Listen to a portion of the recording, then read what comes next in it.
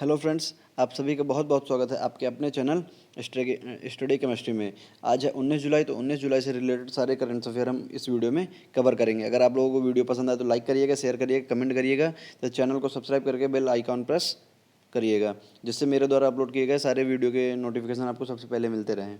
तो चलिए स्टार्ट करते हैं। पहला क्वेश्चन है हमारा, हाल ही में नेल्सन मंडेला अंतर्राष्ट्रीय दिवस किस दिन मनाया गया है? तो ये जो नेल्सन मंडेला अंतर्राष्ट्रीय दिवस है, ये अभी हाल ही में 18 जुलाई को मनाया गया है।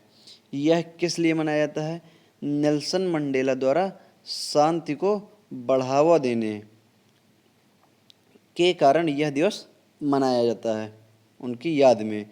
यह दिवस हमारा संयुक्त राष्ट्र संघ द्वारा मनाया जाता है, संयुक्त राष्ट्र संघ द्वारा मनाया जाता है।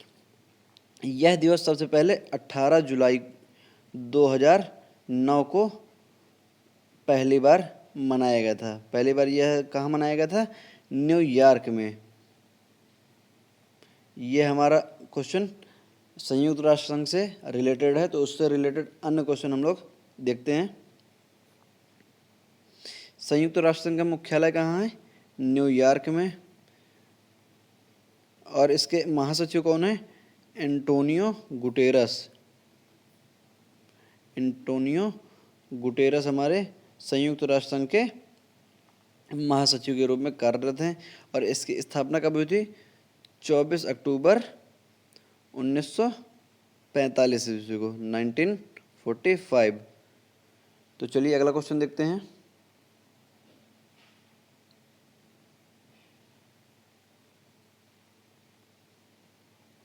अगला क्वेश्चन है हमारा, हाल ही में TIFF 2020 की ब्रांड एम्बेसडर कौन बनी है? तो यह हमारी बनी है प्रियंका चोपड़ा। अभी हाल ही में TIFF 2020 की ब्रांड एम्बेसडर के रूप में प्रियंका चोपड़ा को चुना गया है। TIFF का फुल फॉर्म क्या है? तो होता है Toronto international film festival. Toronto international film festival. Film festival, इसका भी प्रियंका चोपड़ा को ब्रांड एम्बेसडर बनाया गया है। प्रियंका चोपड़ा 50 फिल्म निर्माताओं और अभिनेताओं की सूची में शामिल हो गई है, जिन्हें यह इसका ब्रांड एम्बेसडर बनाया गया है। यह फिल्म महोत्सव 10 सितंबर से 19 सितंबर 2020 तक चालू रहेगा। तो चलिए बढ़ते हैं अगले क्वेश्चन की ओर। अगला क्वेश्चन है हमारा, हाल ही में किस राज्य सरकार ने कचरे से बिजली उत्पन्न करने का फैसला लिया है? तो अभी उत्तराखंड की सरकार ने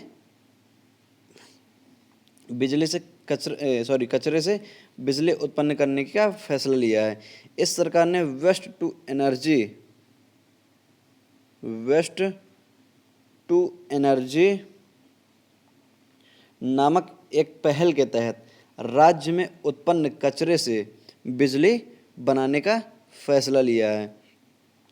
उत्तराखंड पर्यावरण संरक्षण और प्रदूषण नियंत्रण बोर्ड के अनुसार इस कचरे से 5 मेगावाट बिजली उत्पन्न होगी। राज्य सरकार के अनुसार वहीं पहाड़ी राज्य में हर दिन लगभग 900 टन कचरा उत्पन्न होता है। जो पहाड़ी उत्तराखंड पूरा पहाड़ी राज्य है, यहाँ एक दिन में हर दिन 900 टन कचरा पैदा होता है।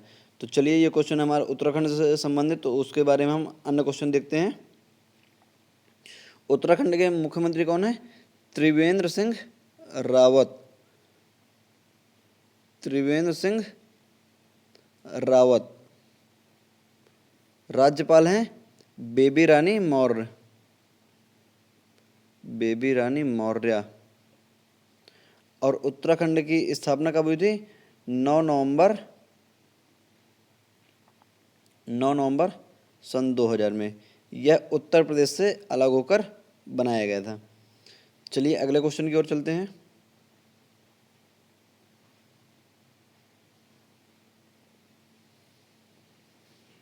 हाल ही में ओसुका रेपोंडा कहाँ की प्रधानमंत्री बनी हैं? तो यह भी हाल ही में गैबॉन की प्रधानमंत्री के रूप में चुनी गई हैं। ये पहली महिला हैं जो गैबॉन की प्रधानमंत्री के रूप में चुनी गई हैं, पहली महिला।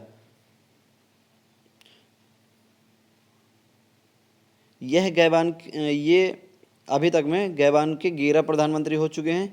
ये 12वें नंबर के प्रधानमंत्री हैं और ये जूलियन, नाम नोट किए दे रहा हूँ मैं, नोट कर लीजिए।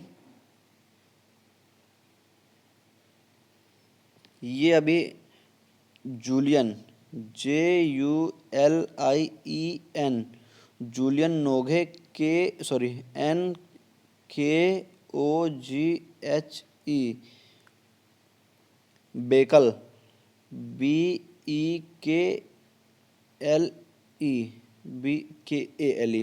ठीक है। ये अभी इनका स्थान लेंगी प्रधानमंत्री। अभी तक जूलियन नोगे बेकल थे, अब ये ओसुका रेपोंडा उनका स्थान लेंगी। हाल ही में ये अभी रक्षा मंत्री के रूप में नियुक्त थी, जिन्हें राष्ट्रपति अली बोंगो अंडिम्बा के द्वारा नियुक्त किया गया था। तो ये गैबॉन की प्रधानमंत्री चुनी गई हैं, तो उससे रिलेटेड हम लोग अन्य क्वेश्चन देखेंगे। गैबॉन के राष्ट्रपति हैं अली बोंगो अंडिम्बा।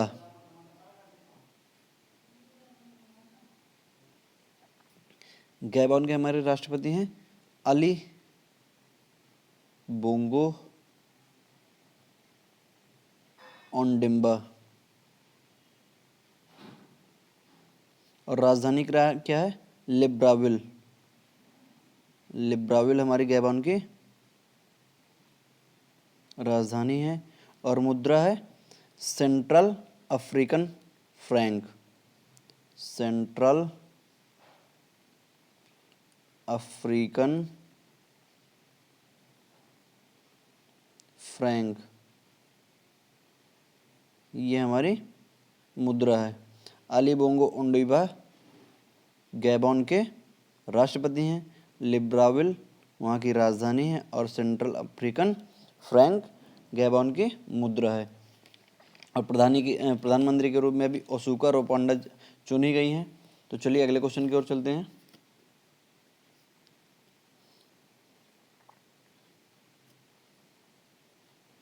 हाल ही में 34वां ला लीग चैंपियंस खिताब किसने जीता है? तो यह भी जीता है रियल मैड्रिड क्लब ने। यह स्पेनिश फुटबॉल क्लब है जिसने विल्लारियल को 2-1 से हराया है। रियल मैड्रिड 37 मैचों में से 26 मैच जीतकर प्रथम स्थान पर हैं तथा 20 जुलाई 2019-20 ला लीग का अपना यह अंतिम मैच किसके साथ खेलेगी? लेगनेस के साथ। 2019-20 का ला लीग मैच यह 20 जुलाई को लेगनेस के साथ खेलेगी। यह हमारा क्वेश्चन स्पेन से रिलेटेड है। तो उससे रिलेटेड अन्य क्वेश्चन हम लोग देखते हैं। जो स्पेन है वहाँ राजशाही यूरोपीय देश है। तो यहाँ राष्ट्रपति न होकर राजा होते हैं, जिनका नाम है हुआन कार्लोस।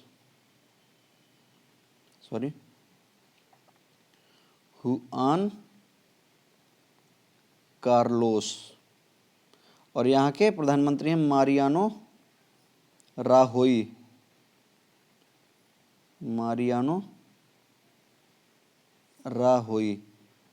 और हमारे स्पेन की राजधानी है मद्रिद। मुद्रा है यूरो। तो चलिए अगले क्वेश्चन की ओर चलते हैं।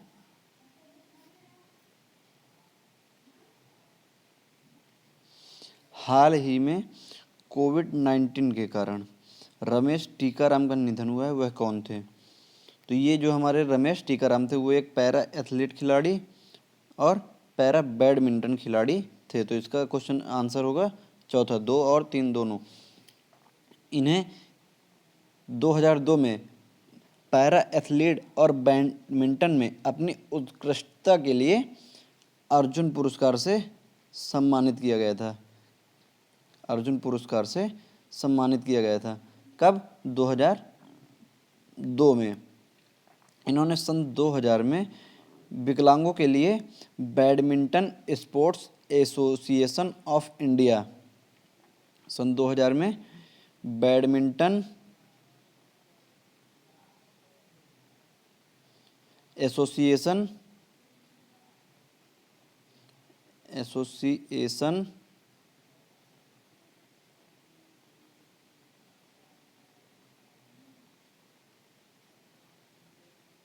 ऑफ इंडिया की स्थापना की थी और ये उसके सचिव और संस्थापक थे। इसका नाम अब बदल कर क्या कर दिया गया है? Para badminton association of India, para badminton association of India कर दिया गया। तो चलिए अगले क्वेश्चन की ओर चलते हैं।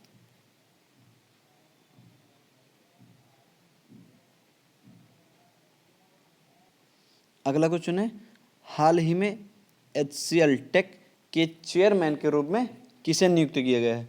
तो यह अभी हाल ही में रोशनी नाडर मल्होत्रा को HCL टेक के चेयरमैन के रूप में नियुक्त किया गया है।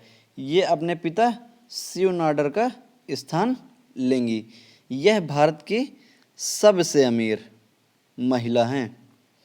यह भारत की सबसे अमीर महिला हैं। यह HCL कॉरपोरेशन के कार्यकारी निदेशक और CEO तथा HCL बोर्ड के उपाध्यक्ष तथा शिव नाडर फाउंडेशन के ट्रस्टी रह चुकी हैं। ये जो रोशनी नाडर मल्होत्रा हैं, यह HCL कॉरपोरेशन के निदेशक और CEO तथा HCL बोर्ड के उपाध्यक्ष तथा शिव नाडर फाउंडेशन के ट्रस्टी रह चुके हैं। यह हमारा क्वेश्चन HCL से रिलेटेड है। तो इसके अनफैक्ट्स हम लोग देखते हैं। इसके संस्थापक कौन थे? शिव नाडर थे। इसका मुख्यालय कहाँ है? नोएडा पे, नोएडा में इसका मुख्यालय है। और इसकी स्थापना कब की थी? 11 अगस्त 1976 में इसकी स्थापना की गई थी। चलिए अगले क्वेश्चन की ओर चलते हैं। अगला क्वेश्चन है हमारा, हाल ही में वैश्विक विनिर्माण जोखिम सूचकांक 2020 में पहले स्थान पर कौन सा देश रहा है? तो ये पहले स्थान पर हमारा रहा है अमेरिका, दूसरे नंबर पर चीन और अपना देश भारत किस नंबर पर रहा है? तीसरे स्थान पर। यह जो सूचकांक है यह 48 देशों के बीच जारी की गई है। और यह सूचकांक किसने जारी की है? अमेरिका में स्थित कैशमैन और वेकफील्ड,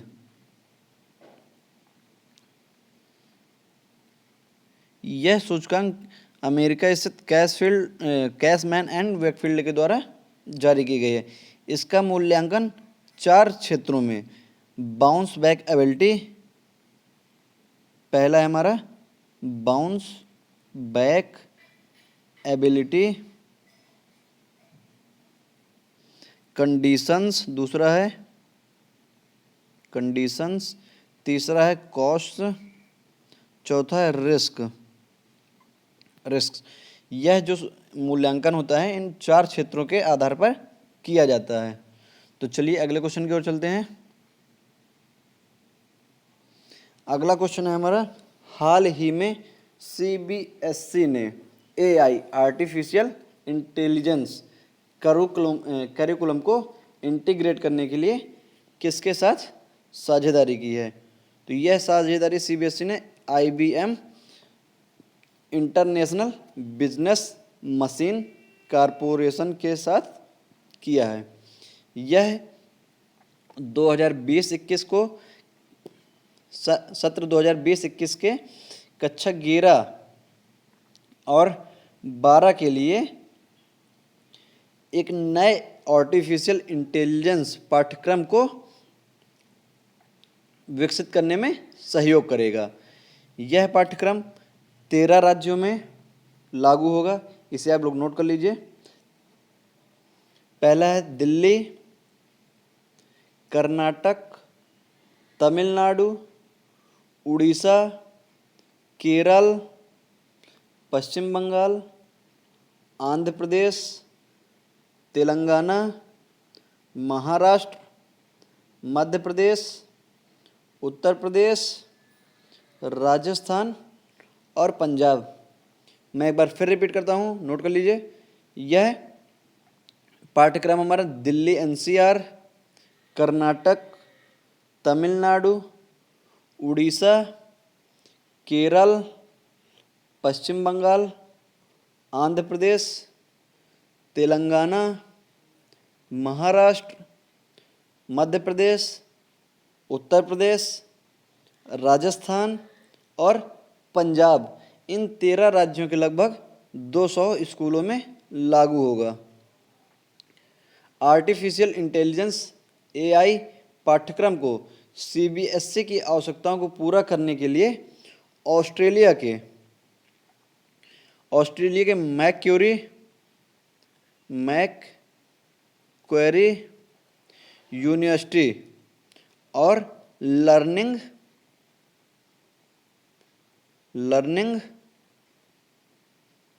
लिंक्स फाउंडेशन द्वारा और भारत के 1M1B द्वारा विकसित किया गया है। जो यह एआई लॉन्च किया जा रहा है, यह ऑस्ट्रेलिया के मैक्वेरी और लर्निंग लिंक्स फाउंडेशन तथा भारत के 1M1B द्वारा विकसित किया जा रहा है। 1M1B का मतलब क्या है? 1 मिलियन और 1 बिलियन। तो चलिए इसमें हमारा सीबीएसई से रिलेटेड क्वेश्चन देखते हैं। सीबीएसई का फुल फॉर्म क्या होता है? Central board of secondary education. इसका फुल फॉर्म होता है central board of secondary education. इसकी स्थापना कब की गई थी? इसकी स्थापना की गई थी 1952 में। इसका मुख्यालय हमारा दिल्ली में और इसका आदर्श वाक्य क्या है? अस्तो मा सद्गमय। अस्तो मा सद्गमय सीबीएसई का हमारा आदर्श वाक्य है। इसमें आईबीएम आया है। आईबीएम से रिलेटेड हम लोग क्वेश्चन देखते हैं। इसके अध्यक्ष हैं वर्जीनिया एम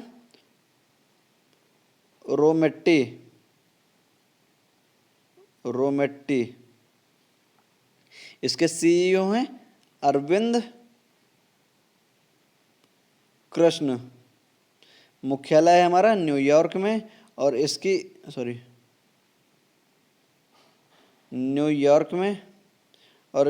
स्थापना हुई थी 16 जून 1921 में। तो चलिए अगले क्वेश्चन की ओर चलते हैं।